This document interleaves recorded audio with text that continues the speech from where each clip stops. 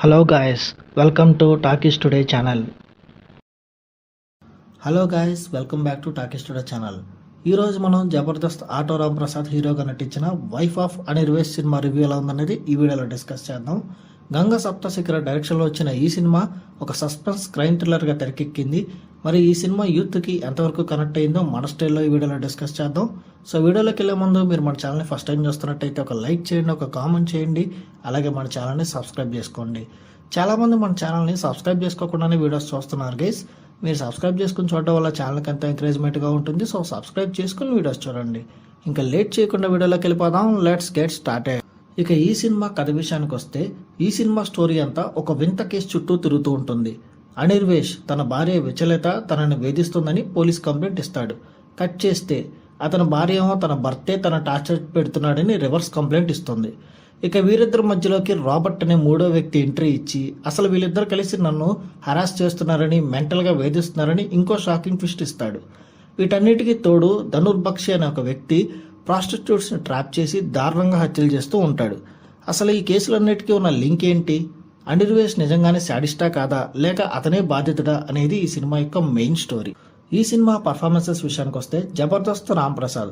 ఈ సినిమాకి biggest సర్ప్రైజే Ramprasad acting అని చెప్పాలి. మనం ఇప్పటి వరకు అతన్ని కామెడీ రోల్స్లో మాత్రమే చూసాం, కానీ ఇందులో ఒక సస్పీషియస్ హస్బెండ్గా శాడిస్టిక్ షేడ్స్ ఉన్న క్యారెక్టర్లో చాలా బాగా యాక్ట్ చేశాడు, అద్దరగొట్టేశాడనే చెప్పాలి. ముఖ్యంగా సెకండ్ హాఫ్లో అతని వేరియేషన్స్ అన్నీ బాగున్నాయి. ఇక హీరోయిన్గా సాయి ప్రసన్న చాలా బోల్డ్ పర్ఫార్మెన్స్ ఇచ్చింది. యూత్ని అట్రాక్ట్ చేసే గ్లామర్ అండ్ యాక్టింగ్తో ఆకట్టుకుంటుంది. ఇక కమెడియన్ కిరీటి ఒక ఇంపార్టెంట్ రోల్లో చాలా ఇంటెన్స్గా నటించాడు. మిగిలిన వాళ్ళు కూడా వాళ్ళ పాత్ర పరిధి మేరకు వాళ్ళు బాగానే చేశారు. ఈ సినిమా పాజిటివ్ పాయింట్ చూసుకున్నట్టయితే ఈ సినిమాకి మెయిన్ పాజిటివ్ పాయింటే రాంప్రసాద్ అని చెప్పాలి. ఒక కొత్త మేకవర్ అండ్ యాక్టింగ్తో అదరగొట్టేశాడు. ఇక ఇంట్రెస్టింగ్గా సాగే ఈ క్రైమ్ ఇన్వెస్టిగేషన్ థ్రిల్లర్ అంతా బాగానే ఉంటుంది. ఫస్ట్ హాఫ్ చాలా ఇంట్రెస్టింగ్ మోడ్లో ఉంటుంది. ఇక ఈ సినిమాలో కొన్ని ఊహించని ట్విస్టులు ఉన్నాయి, అవి కూడా కొన్ని చోట్ల వర్కౌట్ అయినాయి. ఈ సినిమా మైనస్ పాయింట్ చూసుకున్నట్టయితే స్టోరీలో చాలా క్యారెక్టర్స్ ఉన్నాయి, కొన్ని కన్ఫ్యూజింగ్ ఎలిమెంట్స్ ఉన్నాయి, దాన్ని ప్రాపర్గా చూపించలేదు.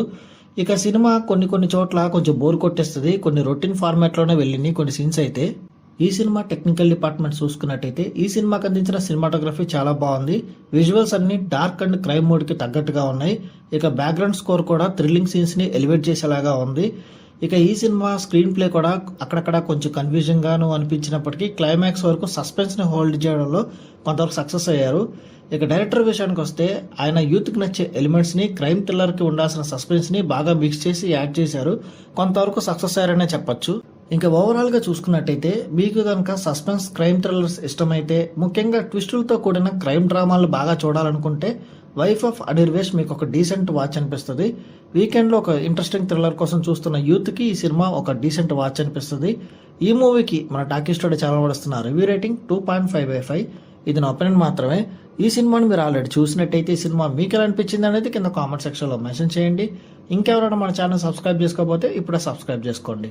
వీలైతే పక్కన ఉన్న బెల్ బటన్ కూడా ప్రెస్ చేసి పెట్టుకోండి. ఇది వాళ్ళ వీడియో గైస్. మళ్ళీ ఇంకొక మంచి వీడియోతో మీ ముందుకు వస్తాను. Thanks for watching. జై హింద్.